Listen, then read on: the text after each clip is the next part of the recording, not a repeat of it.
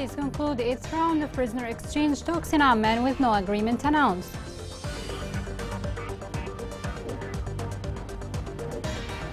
Government says that more than 19,000 Yemeni pilgrims arrive in Saudi Arabia.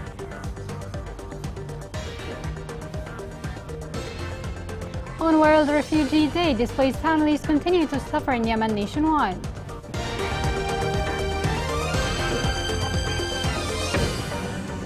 Welcome to Yemen Today TV. This is the English News with me, Angel Zazi. The American Center for Justice called on the parties to the conflict in Yemen to work for the release of all detainees before Eid al-Adha. The center welcomed the agreement of the Houthi delegation on the implementation of the detainees exchange agreement, which was held recently in the Jordanian capital Amman. The center considered that this approval is a good indication and a sign of the possibility of closing this complex humanitarian file. Yesterday, the Red Cross confirmed its readiness as a negotiator to support the efforts of the prisoner exchange agreement. The committee welcomed the outcome of Amman meeting, especially the readiness shown by the parties to continue the participation in the discussions for the release of more than detainees.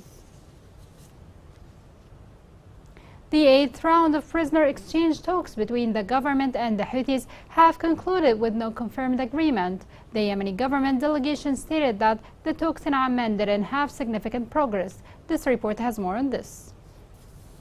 The Yemeni Supervisory Committee on the Implementation of the Detainees Exchange Agreement held its 8th meeting in Amman, Jordan, with no agreement reached. The conference was organized by the Office of the Secretary General's Special Envoy for Yemen and the International Committee for the Red Cross. In March, the Yemeni government and Houthis reached an agreement to exchange more than 900 prisoners and provide each other access to Ma'rib and Sana'a jails during a first round of prisoner swap negotiations. Based on this, the two parties also agreed to continue consultations on the proposals and to consult with their leadership to agree on a detailed proposal that includes priorities identified by the parties for this round and a mechanism for implementation. 8 years ago, Houthis kidnapped a politician from Yemen named Mohammed Qahtan, and ever since, his family and the world community have been pleading with them to let him free. Houthis' refusal to allow relatives to visit Mohammed Qahtan or reveal his whereabouts has made his family think that he died in custody. According to a 2216 UN Security Council resolution, the government delegation in Amman hopes that a new swap will include Mohammed Qahtan. Majid Fadail, the delegation's spokesman, said that the Iran-backed Houthi fighters have agreed to a political prisoner exchange that would include Qahtan before initiating a new round of negotiations. The proposals made will be transmitted to the leaders of the parties participating at the meetings. The new round will take place following Eid al-Adha holiday next week. Fadail emphasized that the delegation is adhering to the instructions of the PLC and the government, and it will spare no effort to relieve the suffering of the inmates' families and secure the release of all prisoners.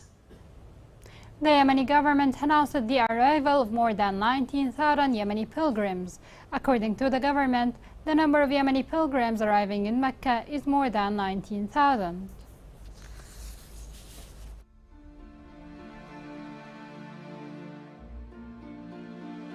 بن ثياب نشطط يعني ثياب نروح عن القرى نحوس وهذا نروح بثياب ونصلحها مآولنا وكراتين من الشوارع.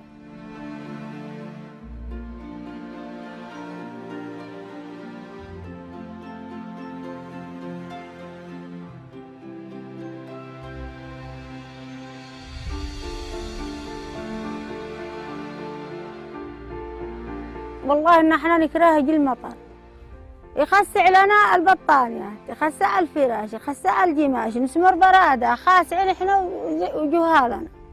فالمأوى الانتقالي هذا الكنتيرة جعلتهم يعيشوا في استقرار للمستفيدين من ناحية سواء من ناحية الأمطار أو لا من ناحية العواصف والرياح والرملية بما أنه عندنا هنا في مأرب and understanding for refugees around the globe and to recognize their resilience in rebuilding their lives. This comes when Yemen is plagued with a refugee crisis generated by the years of conflict. This report has more.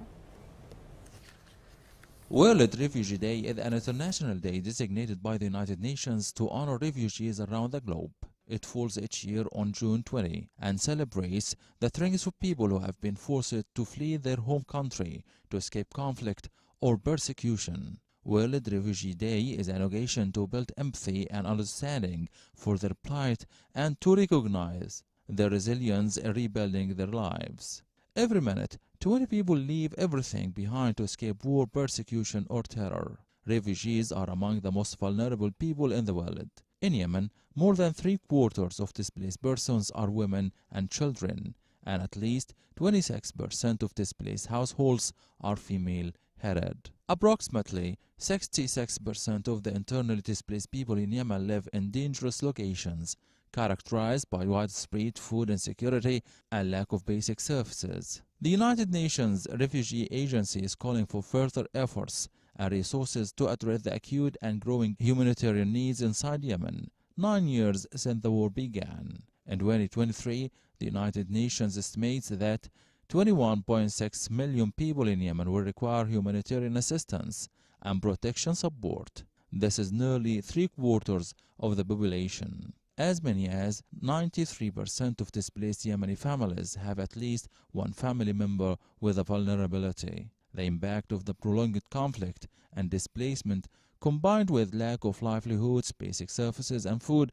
is driving increased protection risks. Children drop out of schools. Widows and other single women are heading households, and early marriage for girls has become a survival strategy for many. Still, the situation is dire for more than 20 million people affected by the crisis. Nearly 5 million people are again on the brink of famine, 4 million people are displaced, and 2/3 of the population relies on humanitarian assistance.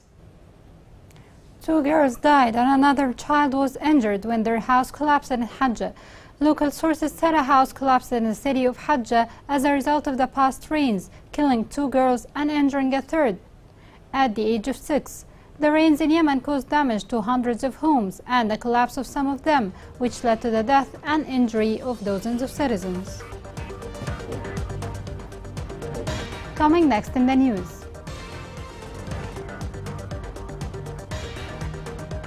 Lawyer and diplomat Abida Sharif appointed as new British ambassador to Yemen.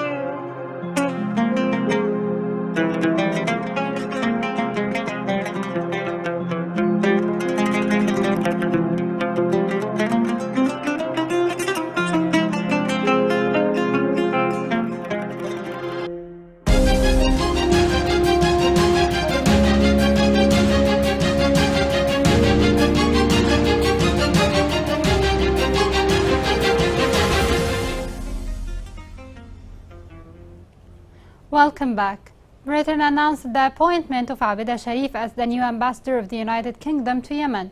The appointed diplomat worked as the head of the Iraq and Arabian Peninsula Department and the Middle East and North Africa Directorate. This report has more.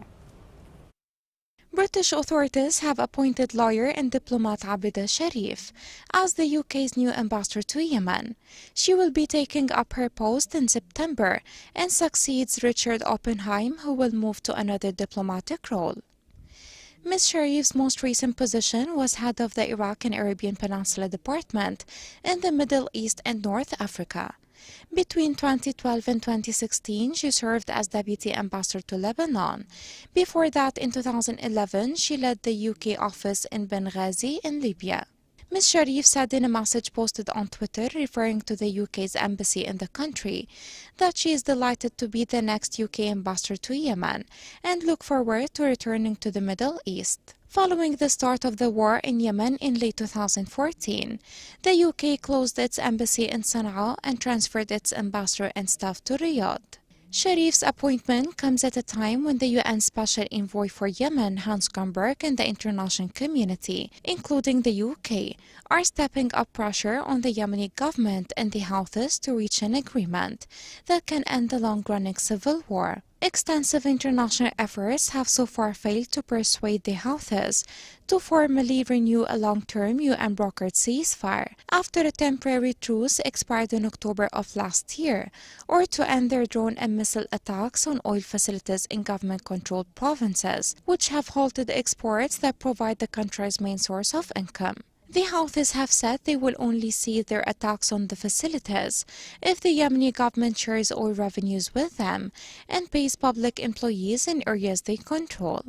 Meanwhile, the militia have launched drone and ground attacks in government-controlled territories across the country over the past 48 hours. Sporadic fighting between the Houthis and government forces has been reported in a number of contested areas in the country. Residents of the city have long complained that the UN-brokered truce has neither halted arbitrary bombardments and ground attacks by the Houthis, nor eased the militia siege of the city.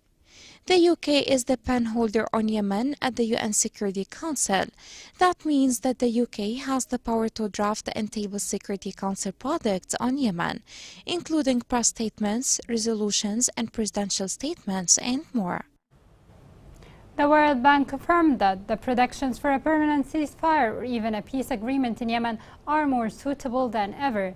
In a new study on the situation in Yemen, the bank warned that many years of violence and conflict have put the poor country into a state of continuous food emergency. In Lahj, workers in the electricity company continue to complain from lacking safety measures while doing their work. More on this story is in the following report. Electricity is the backbone of any economy and one of the necessities of modern life. However, considerable risks restrict the workflow of General Electricity Corporation workers in Lahj due to a shortage of safety gear. This is a serious threat to the workers' lives at a time when the number of fatalities has climbed in recent years. وضعية العمال ليس معهم أدوات السلامة المهنية. Electric workers must be equipped with functional safety gear. Any supplies we receive turn out to be faulty, leading to a host of fatal workplace accidents. Contact with live overhead electricity wires can result in serious injuries and even death. Work with tall vehicles or non-dielectric conductive equipment is especially hazardous. Although dangers cannot be completely eliminated, they can be minimized with the proper safety procedures and training. Workers and technicians need proper safety shoes, trousers, headgear and belts to conduct their work. Anything could happen in the field, and it's necessary that safety gear is utilized to minimize accidents. Workers in the electrical connection operations look forward to the speedy provision of occupational safety tools in their work. Poor power services in Yemen have been one of the primary hurdles to sustained economic growth and basic service provision, such as water supply, healthcare, and education, even before the current war.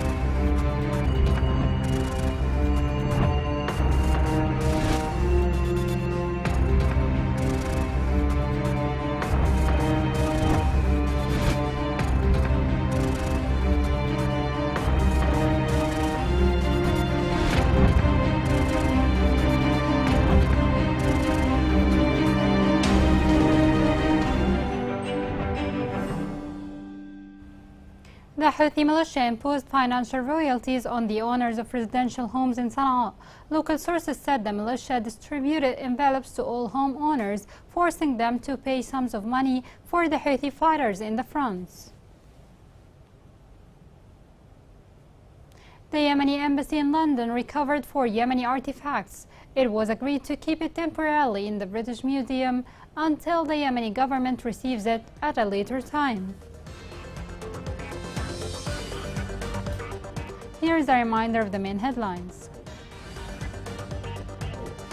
Warring parties conclude 8th round of prisoner exchange talks in Amman with no agreement announced. Government says more than 19,000 Yemeni pilgrims arrived in Saudi Arabia.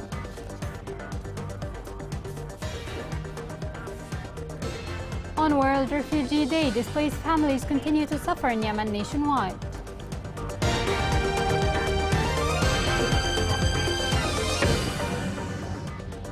This is the end of the news. It was Angel Zazi. Thank you for watching.